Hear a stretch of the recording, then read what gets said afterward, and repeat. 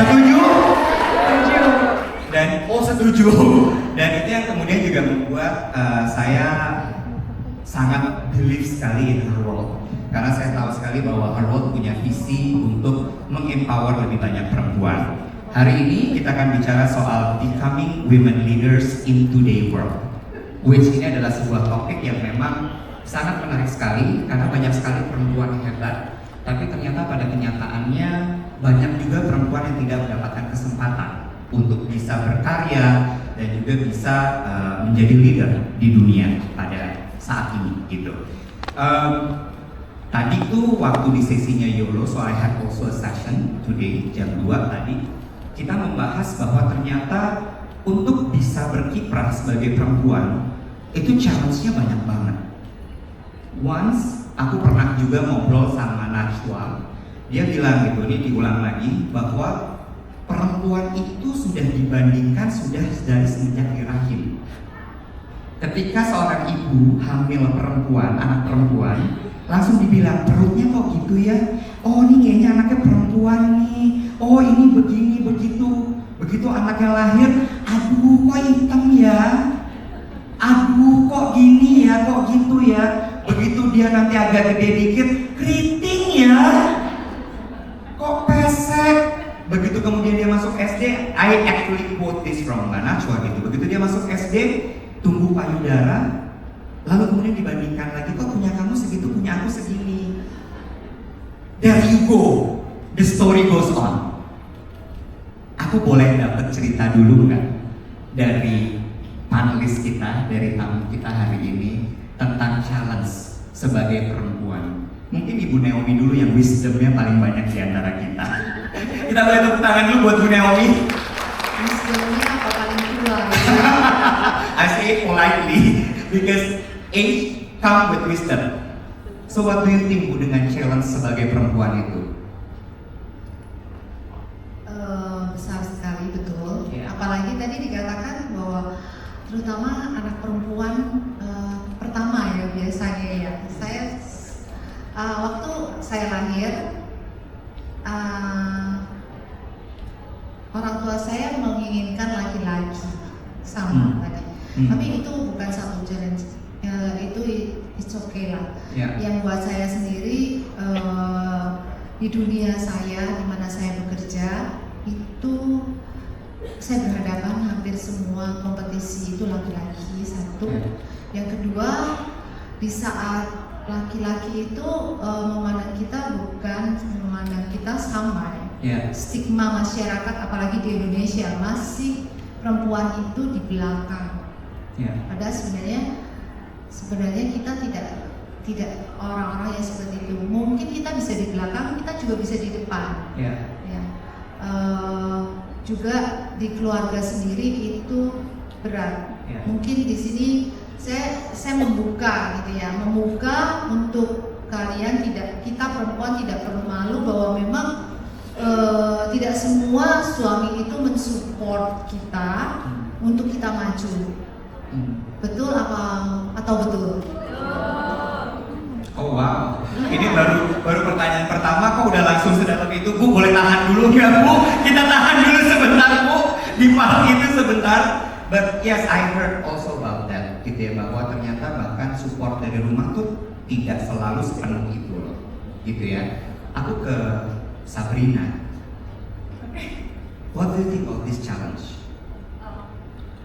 Mungkin kalau soal challenge, pasti kan semua kita dengan background yang berbeda-beda, pasti challenge juga beda. Tapi apa yang aku bisa share adalah mungkin aku pertama kali nyadar bahwa tantangan hidupku cukup besar itu pada saat yang mungkin banyak relate ya sama anak-anak sekarang juga.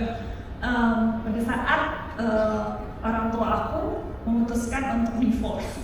Nah, di situ aku sekitar masih SD ke SMP. Dari situ aku baru realize ternyata masa depan kita itu bukan di tangan orang tua. Karena pada saat orang tua proses divorce itu mereka nggak ngomong lagi soal anak aku kayak gimana ya masa depannya, tapi mereka fokus on them. Jadi kayak rumah ini siapa yang tinggalin, terus kalau misalnya ya gitulah. Nah dari situ aku belajar bahwa tantangan yang pertama yang aku harus hadapi adalah aku harus dipaksa untuk dewasa sebelum waktunya. Nah, jadi kalau misalnya ditanya kenapa mungkin orang melihat kan Sabrina tuh banyak banget yang dilakuin sebagai content creator, terus aku juga sekolah lagi sekarang, terus aku juga punya bisnis lain. Kenapa aku bisa menghadapi challenge itu sebenarnya karena awal dari story yang tadi, karena aku selalu bilang kan anak-anak Gen Z itu suka bilang kalau iya dia kan punya privilege, aku enggak. Kalian tahu nggak sebenarnya privilege yang terbesar yang sebenarnya dari keluarga yang kurang mampu itu punya privilege yang sangat besar sekali karena nggak punya pilihan. Jadi aku privilege yang aku punya pada saat aku dulu masih SMP, mau lulus SMP waktu itu yang aku proses pindah ke Jakarta, aku nggak punya pilihan selain I need to kayak help myself. Aku harus tolongin diri sendiri gitu. Jadi kalau aku suka bilang ke semua perempuan-perempuan, sebenarnya aku tuh bukan beruntung. Kan orang kan sering bilangnya kayak Sabrina tuh beruntung punya suami. Yes, I'm very grateful to have kayak suami seperti Mas Dedi. Tapi yang kita nggak boleh lupa, sebenarnya luck itu atau kesempatan itu selalu akan datang kapanpun.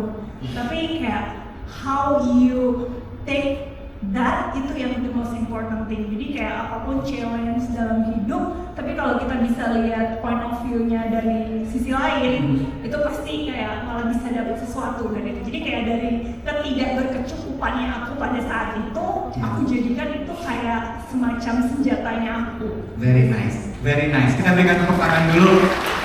Kalau yang datang tadi di sisi Yolo nyambung berarti ya. Jangan jadikan hal-hal yang kita anggap tidak menguntungkan kita sebagai sesuatu yang harus kita ratapi, tapi justru jadikan itu sebagai bahan bakar untuk kita maju. I go to you now.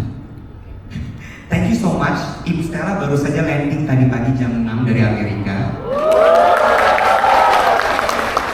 dan masih komit untuk tetap datang di sini. Thank you so much. I really appreciate that. Tell me about your story. Pertama-tama terima kasih saya sudah diundang ke sini, senang sekali bisa bersama dengan kawan-kawan semuanya.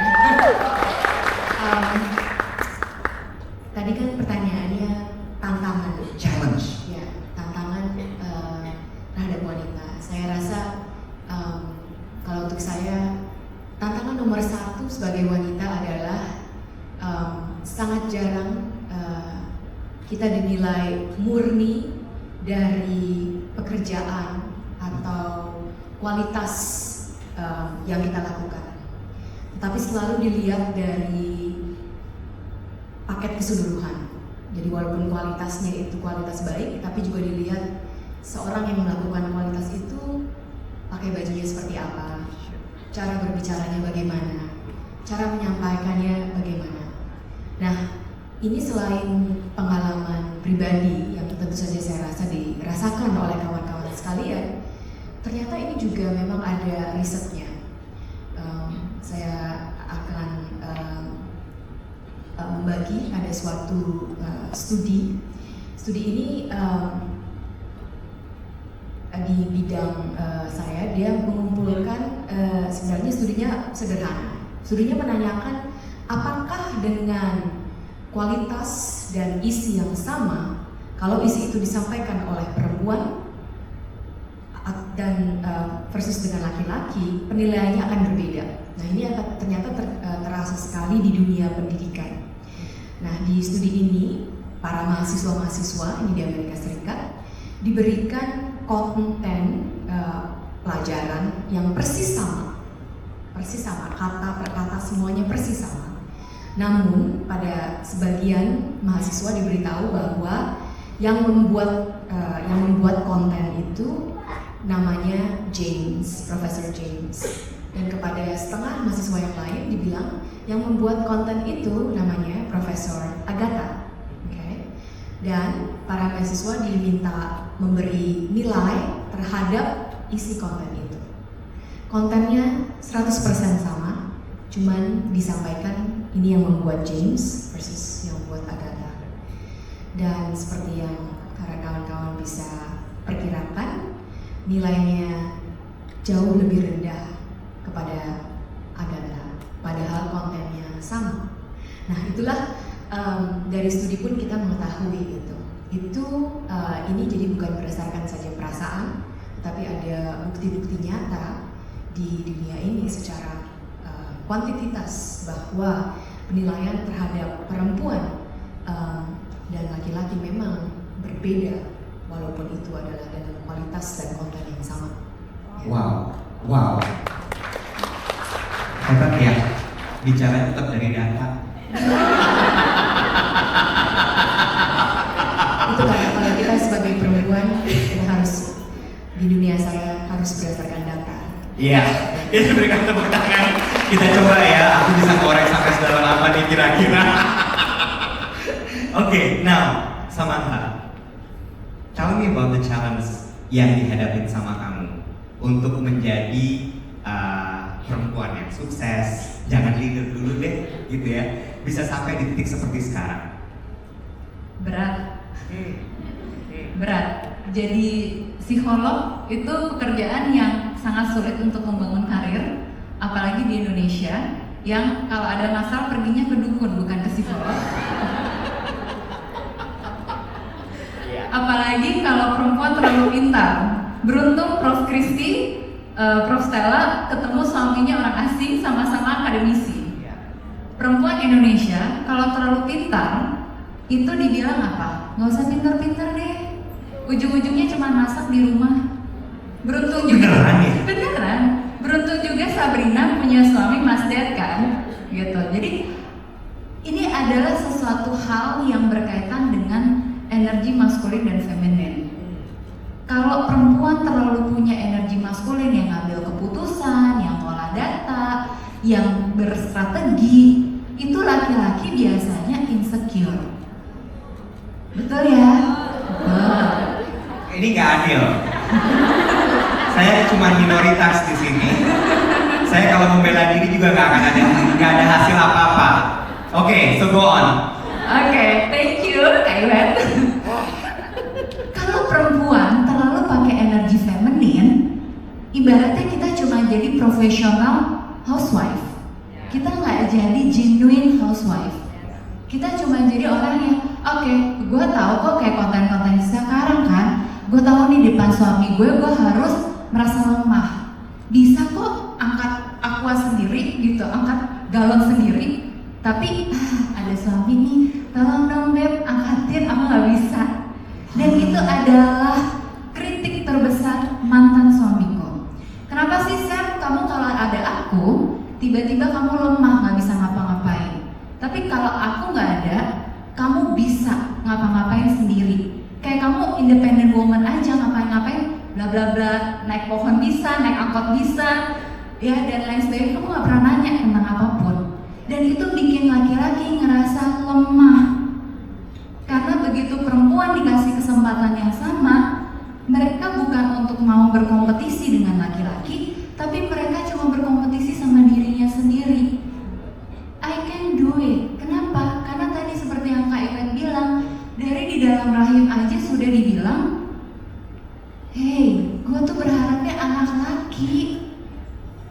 Dia udah berkompetisi, dia lahir, kok perempuan? Selama ini hasil USG-nya laki-laki, kok pas lahir perempuan?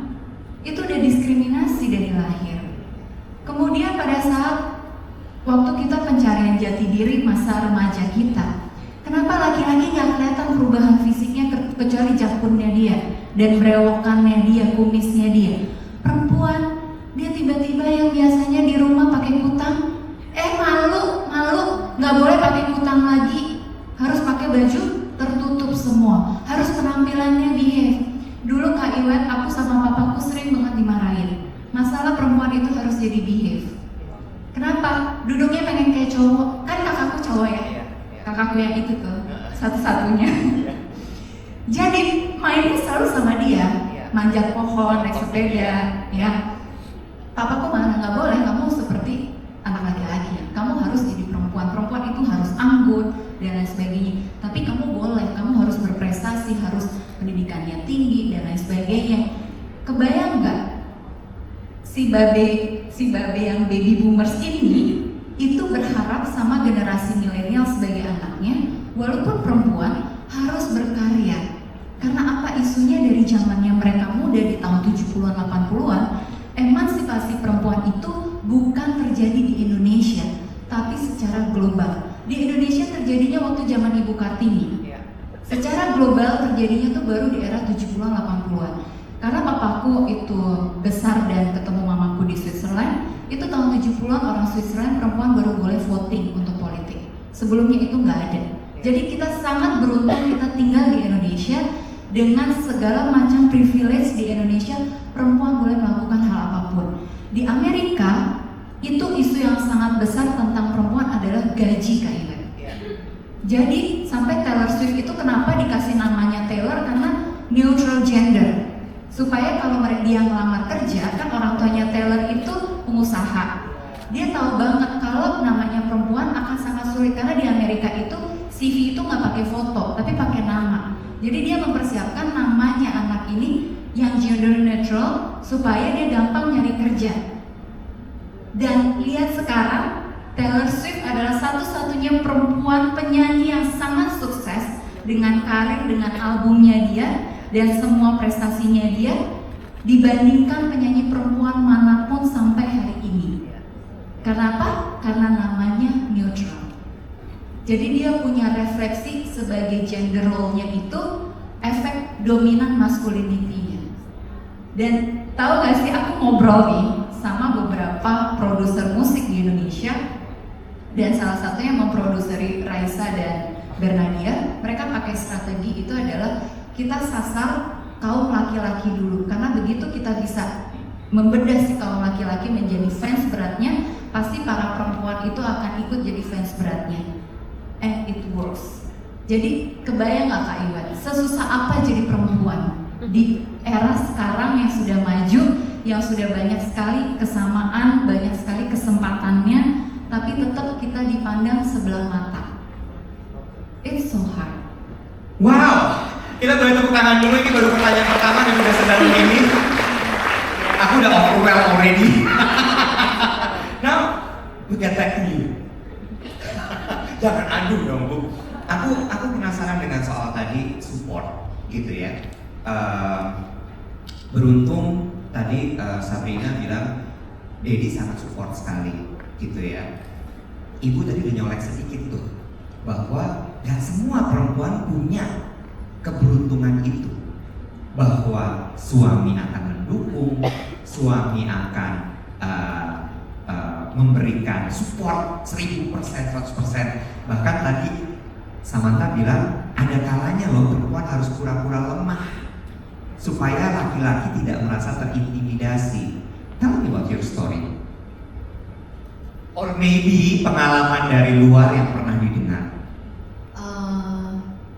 Mungkin internal itu kenapa saya bilang itu menyulitkan, karena kita hidup sehari-hari harus bersama dengan keluarga. Saya tidak bisa bilang hanya suami, tapi siapapun yang ada di rumah, gitu ya. Betul sekali itu. Jadi pura-pura lemah, gitu ya. Tapi buat saya itu, saya bukan orang yang sangat-sangat terlihat maskulin, enggak. Saya biasa saja. Hanya pekerjaan saya itu memang betul-betul di bidang lebih ke laki-laki, dimana memang eksternal itu juga sangat berbahaya buat kita. Internal saya tidak disupport. Di situ ada satu titik di mana saya berpikir, kenapa sih dunia itu berat banget buat kita sebagai perempuan, harus membesarkan anak, harus mendidik anak. Dan kalau anak itu nggak sukses, siapa yang dibilang? Perempuan lagi, ibunya, ya kan? Jadi dari anak itu kecil lahir, saya orangnya perfeksionis untuk itu. Itu sedikit aja udah hujatan-hujatan itu ada gitu ya, karena stigma masyarakat tentang perempuan itu apa, seorang ibu itu apa sih, gitu kan?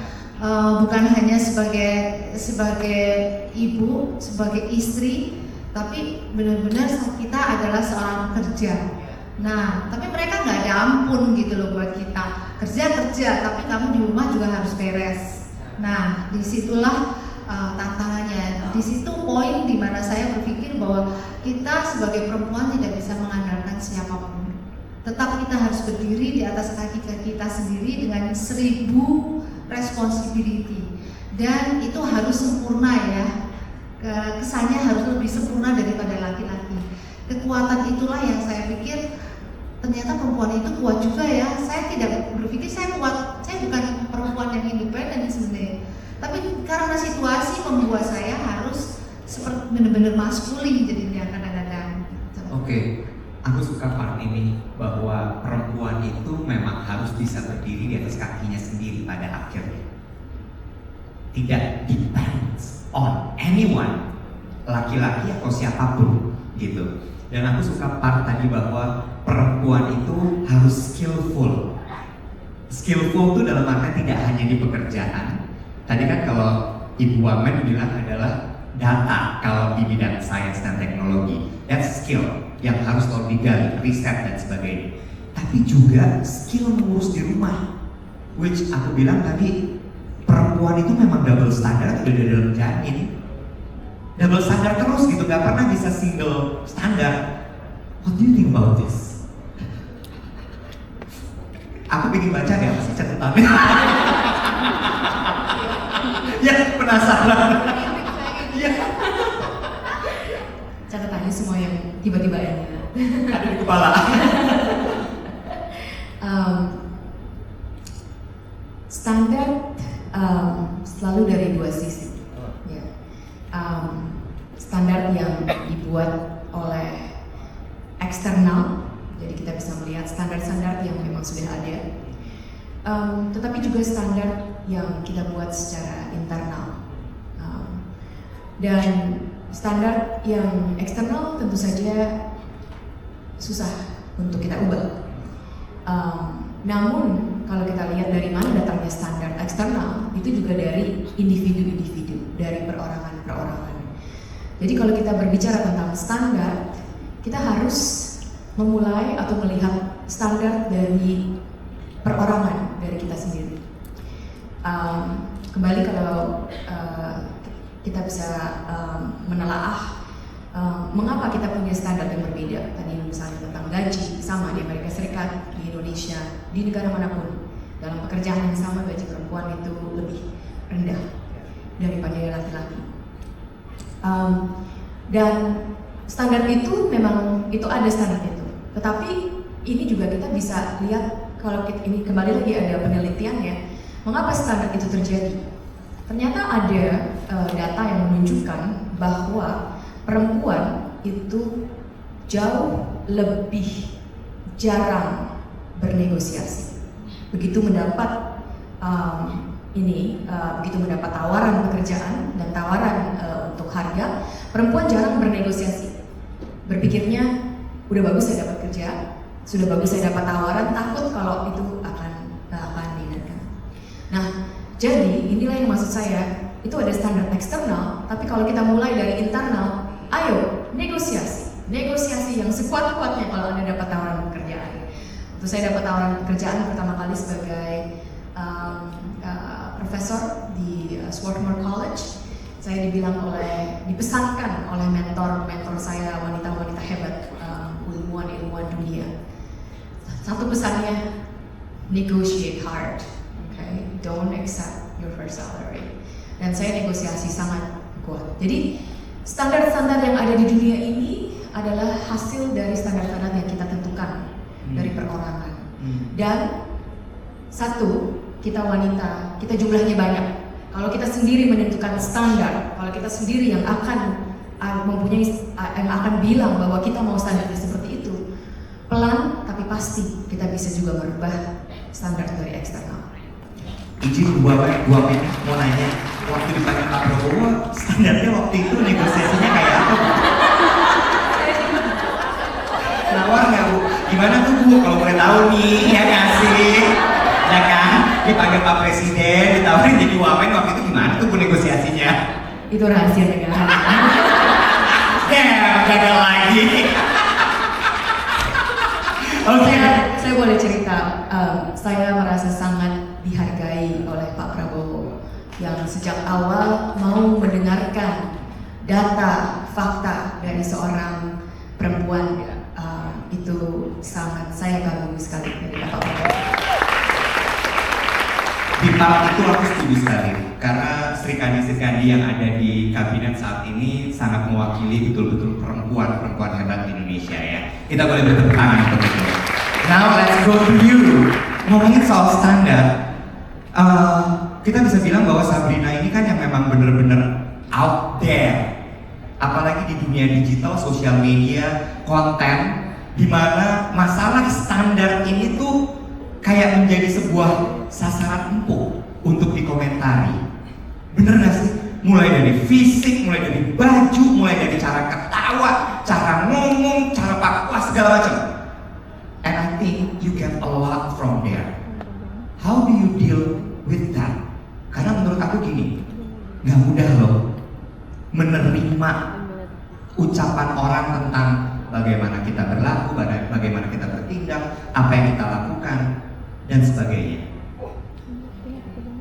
Emang sasaran empuk sih dari dulu. Iya kan? Oke, And yet you still survive. tapi mungkin itu salah satu alasan yang bisa membuat aku berdiri sampai saat ini dengan maksudnya dengan segala yang aku bisa capai. Tapi aku banyak belajar juga, maksudnya namanya kan tadi kan kayak kita dari rahim ibu kita aja tuh udah dijudge. Jadi mungkin awalnya pada saat publik mengetahui ada sosok perempuan namanya Sabrina nih, pasti pertama yang dilihat fisiknya. Nih kalau udah fisiknya lolos pasti gak pinter deh. Betul. Kan itu tuh kalau udah Stereotype ya. Iya. Terus terkenal kan karena suaminya aja gitu. Tapi kalau aku mungkin kalau wanita kan lebih emosional ya.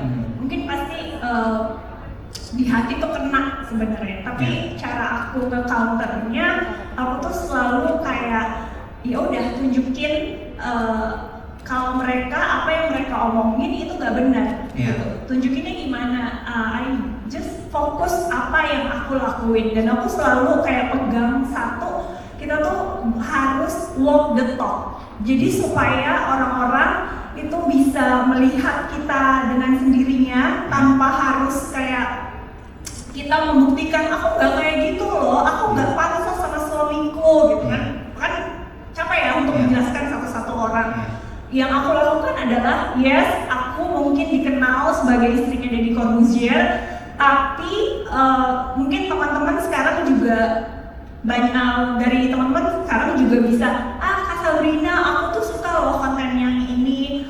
Ada juga yang ketemu, Sabrina kamu tuh hebat ya bisa sampai sekolah S3.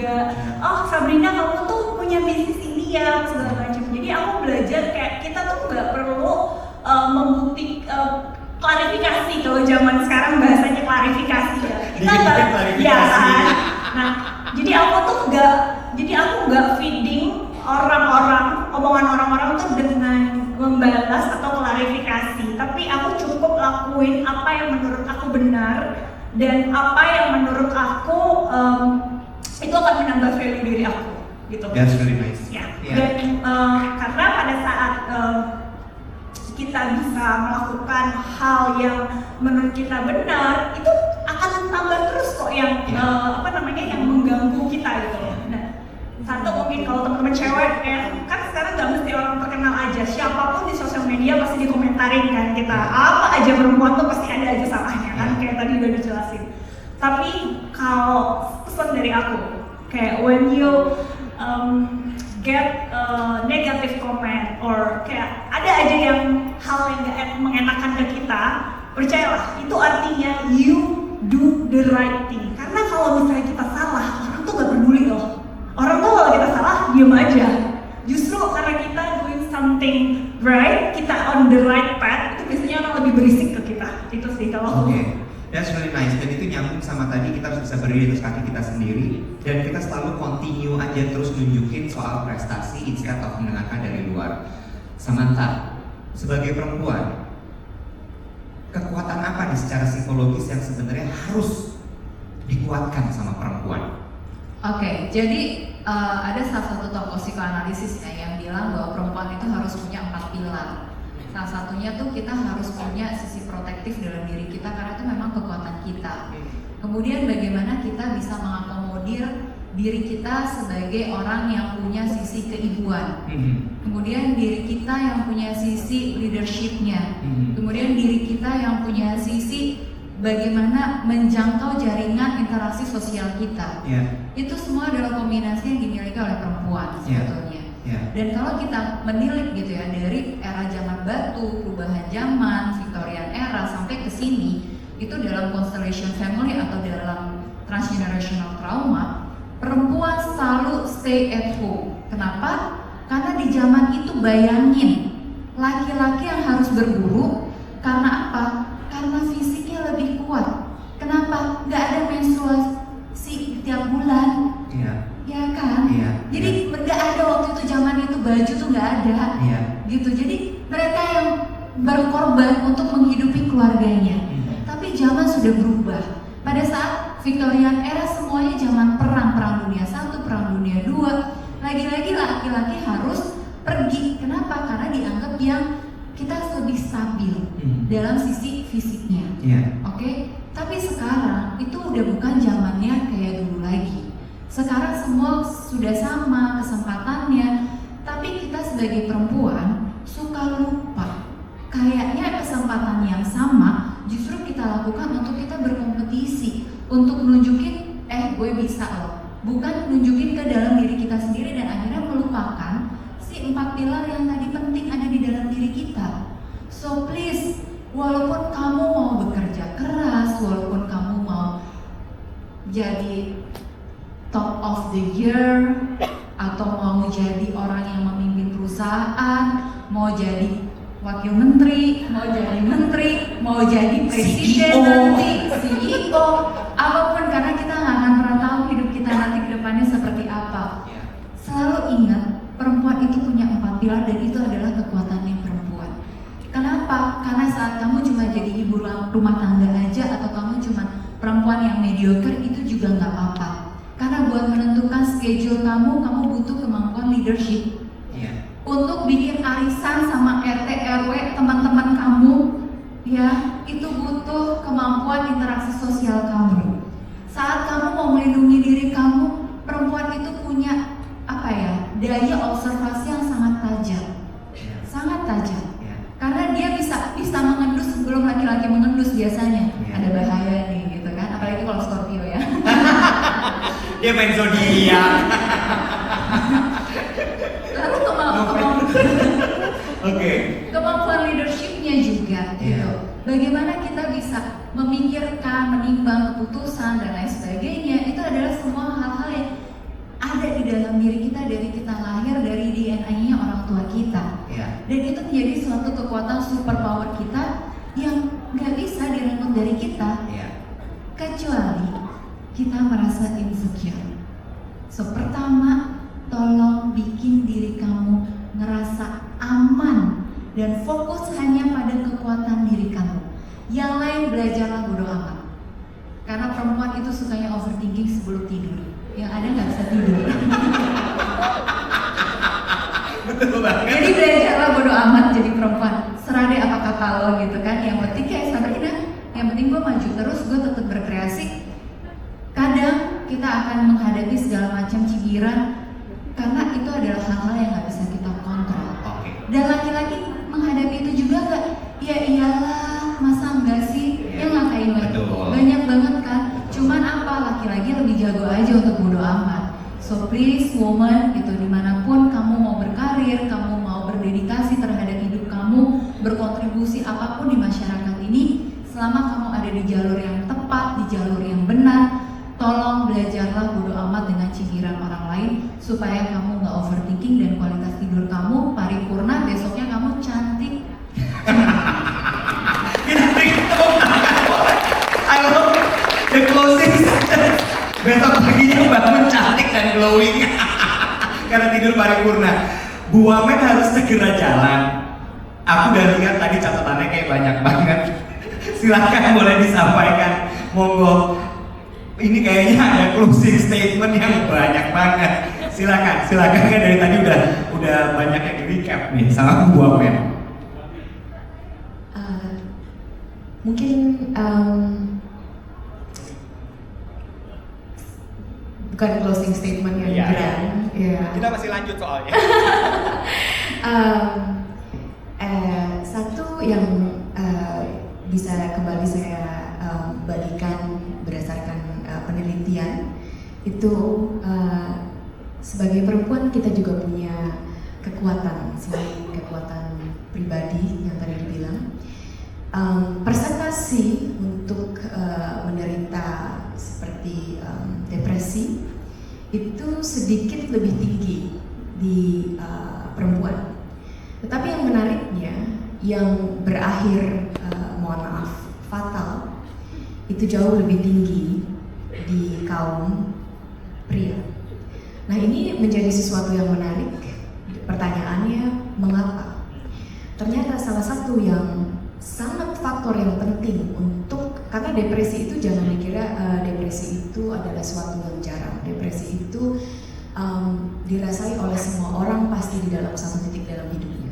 Jadi kelainan psikologis yang dalam bentuk depresi itu sebenarnya cukup umum, pada suatu titik itu akan terjadi. Nah, kenapa fatal itu lebih banyak di kaum pria? Ternyata penelitian